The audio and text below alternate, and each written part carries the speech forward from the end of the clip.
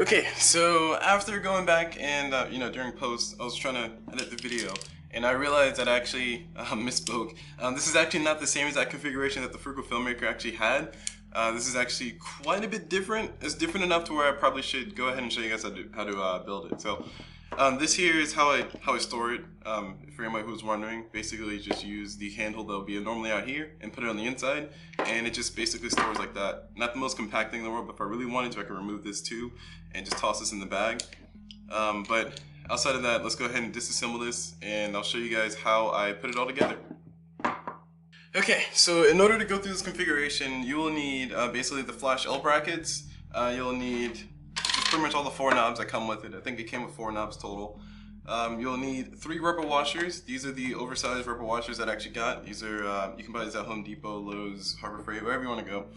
But these are a 1/4 inch hole in the middle. It doesn't really matter how big the rubber is, but the bigger the better, I guess, especially in this case, because the more contact points we'll have. This is the hot shoe holder that I had before.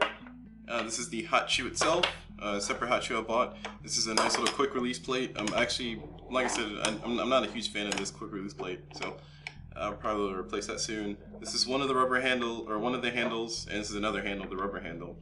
For the handles, you can pretty much go with whatever you want, but I'm going with this configuration because I do want to switch to interview mode every once in a while. So I like this one because it has a hole in the bottom, but I do prefer this holder overall because it does have rubber here on the top part, which means that it kind of stays without too much fuss. Like, I don't need an extra rubber washer to hold it on there, whereas this one is metal on metal. But you'll see that in a moment. Alright, so as far as building it, I didn't bother taking these ones out because these ones were a pain to get in. But basically, go ahead and place yourself 2 little knurl knobs here in this orientation. So you want in the long L bracket, you want 2 longs on the side, as you can see right there, 2 longs. Go ahead and put your 2 little knurl knobs in there, and these will be used in this format. And then what you'll do is you'll take your other one, the one with the holes in it, the other L bracket, one with the holes in it, and you are going to screw in this knurl knob down here into the bottom hole, and this knurl knob here into the top hole. Now, in order to get this to hold, because notice this is metal on metal, you will need the rubber washers. So before you do that, basically take your rubber washer and put it through.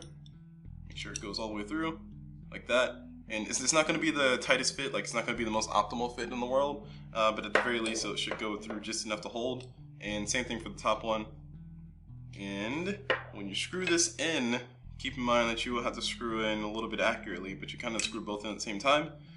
And I'm going to be screwing this one in on the, oh, I lied, sorry, I'm screwing this one on the top. So let me readjust that. I'm screwing 1 knob in here, 1 knob in there, so that way I can leave this hole open for the handle. So let's see that and that. 2 points of contact achieved.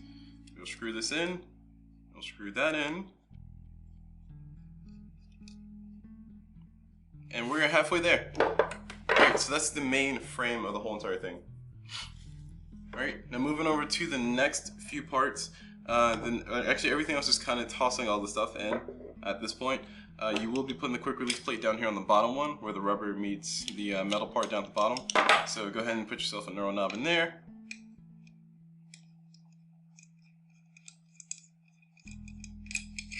Alright, and we'll put the quick release plate right here. It really doesn't matter what orientation, but I found that it's better to have it relative to the way your camera's going to face, because I want my camera to face out in this direction, out here, towards this way. So I have the latch on the back part of the camera. So that's kind of the only thing that affects the orientation. You can adjust it if you need to. It's not that hard to adjust once you get it on here. In order to adjust it, like if you need to flip over the entire build, you can just basically unscrew this a little bit and then just rotate. Unscrew as much as you need to, and then rotate around like that, and boom. So you got yourself the whole entire thing. We're going to keep it like this for now. Alright, that's down. And as far as the handles, we'll put this on last, but for top gear, I like to have the option to put other things up at the top, so I like to just take this knurl knob and just kind of put it in here. Just leave it all willy-nilly. It doesn't jiggle around too terribly much to bother me, but some people might bother. You might want to put something down here to hold it. I didn't bother doing that because I made this adjustment on the fly. And as far as the last part for the hot shoe, we will put the rubber washer on the hot shoe holder, or hot shoe slider holder, whatever it's called. And oh, sorry, I did that backwards. My apologies. We want the rubber part on the top. So we'll take this little screw here, and we're gonna put it in there. And as soon as it gets through,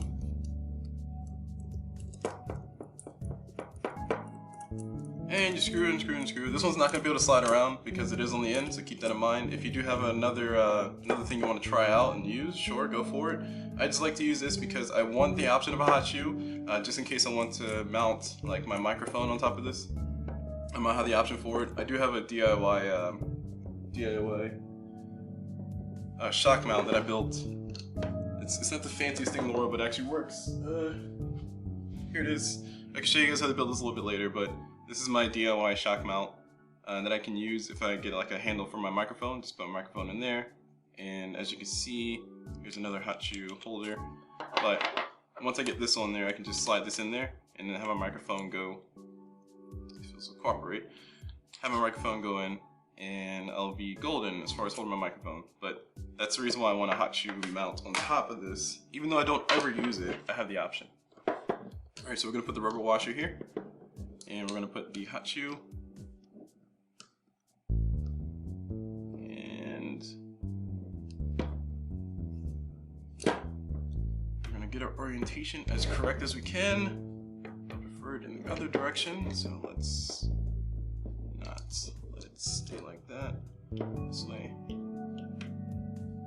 And this is where the minor adjustments come in. I mean, it's going to be hard to get this oriented properly, but if you can, try to get it oriented properly, because it'll save you a lot of trouble. I don't like having edge out. I don't like having the edge out as much. So if I do this and rotate the entire thing. There. Oh, nope, too loose. Close. Hold on. Let's try to rotate more. Physics is kicking my tail right now. Anyway, alright, you guys get the idea. You can go and adjust that later. I'll adjust that later.